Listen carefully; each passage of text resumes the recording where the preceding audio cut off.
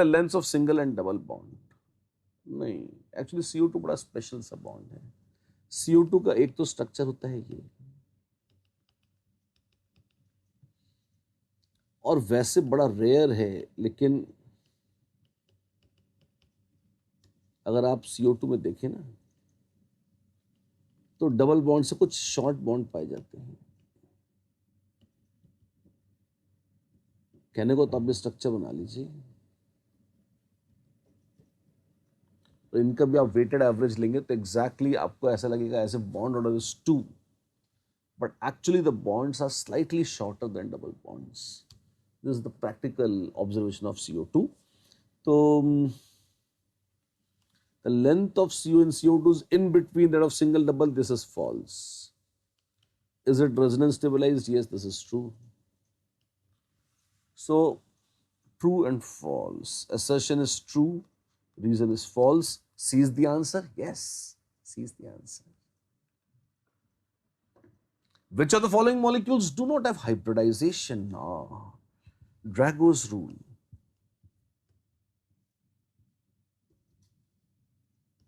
Drago महाराज क्या बोल गए हैं? वो बोल गए हैं कि अगर एटॉमिक नंबर 15 या उससे ज्यादा हो और सेंट्रल एटम से जुड़ने वाले हाइड्रोजन या कम इलेक्ट्रोनेगेटिविटी के एटम हो, तो सेंट्रल एटम का हाइब्रिडाइजेशन होता ही नहीं, वो अनहाइब्रिडाइज्ड ही छूट जाता है, जैसा कि PH3, ASH3, SBH3 या H2S, H2SE, H2TE, ये सब के सब अनहाइब्रिडाइज्ड रहते हैं।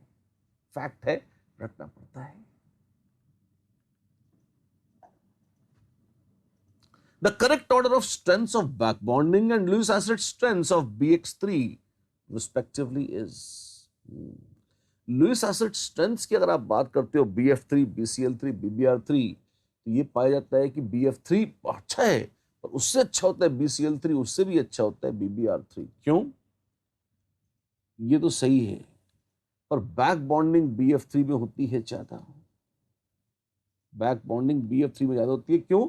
फ्लोरीन छोटी है तो मजे से बैक बॉन्डिंग कर सकती है। एटम बड़ा होता जाता है तो बैक बॉन्डिंग पुअर होती जाती है, और जैसे जैसे बैक बॉन्डिंग पुअर होगी, बोरॉन इलेक्ट्रॉन डेफिशिएंट होता जाएगा और उसकी लुईस एसिड स्ट्रेंथ बढ़ती चली जाएगी। बॉन्डिंग की उधारी है यहां, और आप देखें the correct answer is C. Right right. The increasing order of bond angles in H2S, ammonia, BF3 and silane is. Bond angles में पहली चीज क्या थी? मैंने कहा था हाइब्रिडाइजेशन चेक करो। H2S कैसी है? बहुत अच्छी है। कैसी है? अनहाइब्रिडाइज्ड है। ड्रैगोस रूल, क्लोज टू 90 डिग्री है बॉन्ड एंगल। अमोनिया sp3 है, 109 डिग्री 28 मिनट से थोड़ा सा कम। ये sp2 है 120 डिग्रीज, और सेलेन sp3 है, तो दिस इज 109 डिग्री 28 मिनट, और ये 109 डिग्री 28 मिनट से थोड़ा सा कम। बहुत ही क्लीन हो जाता है मामला। तो सबसे बड़ा एंगल किसका? BF3 का। BF3 ना, डी आउट हो गया। और सबसे छोटा एंगल किसका? H2S का। क्यों? अनहाइब्रिडाइज्ड है, तो बी आउट हो गया। फिर अमोनिया और सेलेन में सेलेन ज्यादा है, अमोनिया कम है। Is A the answer? Yes, A is the answer, and there we are. बिल्कुल, there we are. In which of the following compounds hybridization of bridging atom is different from the hybridization of central atom? Fascinating. आपके पास bridging atoms हैं और आपके पास central atom है। Hybridisation किसका अलग है, ऐसा कहा जा रहा है। अजीबोगरीब कॉम्प्लिकेटेड स्ट्रक्चर्स भी हैं इसमें, मजेदार। Al2CH3 6। आप देखिए, ट्राइमेथाइल एल्यूमिनियम, उसका डायमरिक वर्जन है I2Cl6, सॉलिड BeCl2 और Al2OH6। किसमें कौन कैसा होगा? वेल, अगर आप देखें Al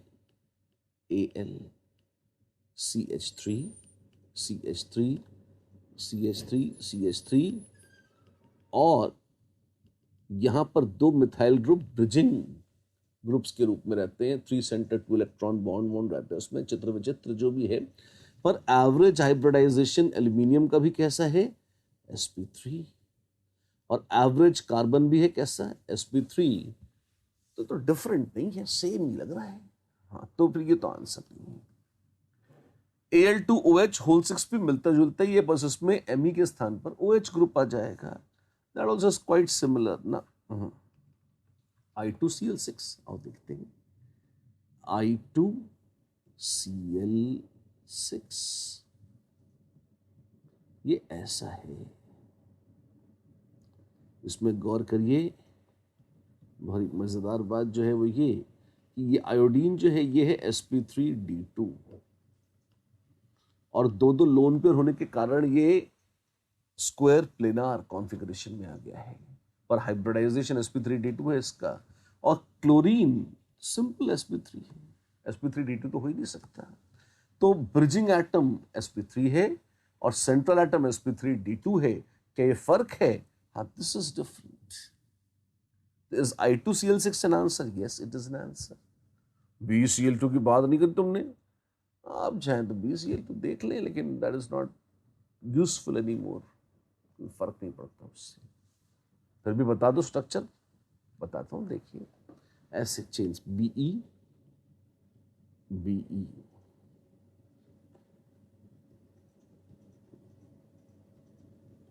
क्या कर रहे हो ये? वैसे तो BeCl2 गैस फेज में लीनियर होता था, पर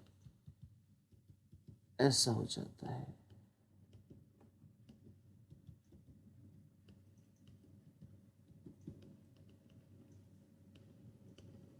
ऐसा तो इसमें देखिए sp3 ये भी sp3 है और ये भी sp3 है। वही तो बढ़िया है, अरे शानदार है जी। इसी बात पे आगे बिल्कुल। Find the total number of 2 centre 2 electron and 3 centre 3 electron bonds in BeBH4 hold wise respectively. Oh wow, कौन कहां कैसे कितने हैं? BeBH4 hold wise. अब इसमें अगर आप गौर करें, आपके पास है BH4 माइनस, हाँ, और दो दो BH4 माइनस जुड़े हैं बेरिलियम से। कैसे जुड़े होंगे? Beryllium, now this is BeBH4 HH ये BH4 माइनस बेरिलियम 2 प्लस, और ऐसे ही मेरे पास ये हो सकते हैं। एक मिनट, HH इस तरह से। ओ वाह, क्या होने वाला है? आप देखो, यहां बन रहे हैं 3 सेंटर 2 इलेक्ट्रॉन बॉन्ड्स ऐसे, और ऐसे, इस तरह के। तो ये 3 सेंटर 2 इलेक्ट्रॉन बॉन्ड्स कितने हो गए? अक्कड़ बक्कड़ बम्बे बो 4 है ये। अच्छा, पूरा एक माना जाता है ना। और साधारण 2 सेंटर 2 इलेक्ट्रॉन 1 2 3 4 4। सही है, बिल्कुल सही है यार। C is the answer, C is the answer. अच्छा क्वेश्चन देखिए, ध्यान दीजिए। जीरो डायपोल मोमेंट किस कहे जानते हो? बेंजीन, हाँ है। CCl4 बिल्कुल है। BF3 बिल्कुल है। ऑल ऑफ दी, सबका ही जीरो है। क्यों? डायपोल मोमेंट एक वेक्टर क्वांटिटी है। अगर इंडिविजुअल बॉन्ड पोलर भी है, अगर एटम्स के बीच में इलेक्ट्रोनेगेटिविटी डिफरेंस है तो बॉन्ड्स पोलर होंगे, और अगर वो वेक्टर सम कैंसिल हो जाएगा तो dipole moment, overall dipole moment zero हो जाएगा। An experimental value of dipole moment of HCl is 1.03 by the length of HCl bond is 1.275 angstrom units. Find the percentage ionic character of HCl. ये कैसे निकालें? Well, A, assume 100% ionic. अगर 100% आयनिक होता और distance same होता तो mu आयनिक वाला कितना हो जाता? Q into D ये हो जाता E into D, which is 1.6 into 10 to minus 19 coulombs into 1.275 into 10 to minus 10 meters। जो भी गंदगी आए, ईश्वर जाने कितनी आती है। 1.6 into 1.275 कर लेंगे मल्टीप्लाई बाद में, into 10 to minus 29 coulomb metre. Debye में कन्वर्ट कर लें, corresponds to 1.6 into 1.275 into 10⁻29 upon 3.335 into 10⁻30 coulomb per Debye, इतने Debye, because 1 Debye is 3.335 into 10⁻30 coulomb. ये कन्वर्जन फैक्टर है, आपको याद होगा, अच्छा रहेगा, काम आ जाता है। Okay, that's very interesting. तो ये उत्तर हो जाएगा, ये होएगा एक डेसिमल शिफ्ट कर दूं तो यहाँ से कट जाएगा, और 1/.3333 इज रफली 3। तो this is 3 into 1.6 into 1.275 D by लगभग। ये तब आता म्यू अगर 100% आयनिक होता, ठीक है। तो हम क्या कहेंगे, percentage ionic character is mu observed upon mu 100% ionic into 100। Observed 1.03 D by, यही है ना। और ये है 3 into 1.6, 6 into 48, 4.8 into 1.275 D by into 100। कितना जाएगा ये? Well, it doesn't look very pleasant, but कोशिश करते हैं। 1.275 अप्रोक्सीमेट 1.3 कर लें, 4.8 इंटू 1.3। एक काम करेंगे, 4.8 को 5 ही कर देते हैं, बढ़ा दिया, अच्छा 0.2 बढ़ा दिया, ठीक है। तो यहाँ कितना कम करेंगे, ये लगभग 0.05 कम करके ये 1.25 कर दो, परसेंटेज चेंज सेम रहना चाहिए। क्या जाएगा, कितना 20, और ये आ जाएगा 0.8, 16, लगभग 16 के आसपास आ जाएगा, ये 16% के आसपास, 17। See the answer? You can see is the answer, and there we are.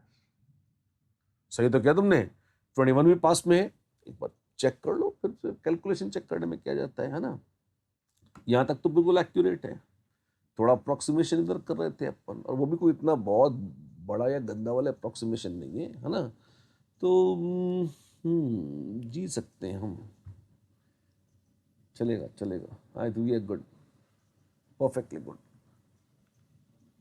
According to Fayence rules, ionic bonds are formed when cations have. तो Fayence rules covalent character के लिए थे। अच्छा, तो ionic bonds कब बनते हैं, जब covalent character कम होगा, यानी कि when low positive charge, ठीक है, and large size। Depends on कि क्या है, कैटायन है एनायन, ऐसे तो नहीं बोल सकते। कैटायन के लिए लार्ज साइज और एनायन के लिए स्मॉल साइज होना चाहिए। तो सी फैन में कहा था कि फॉर कैटायंस एंड एनायंस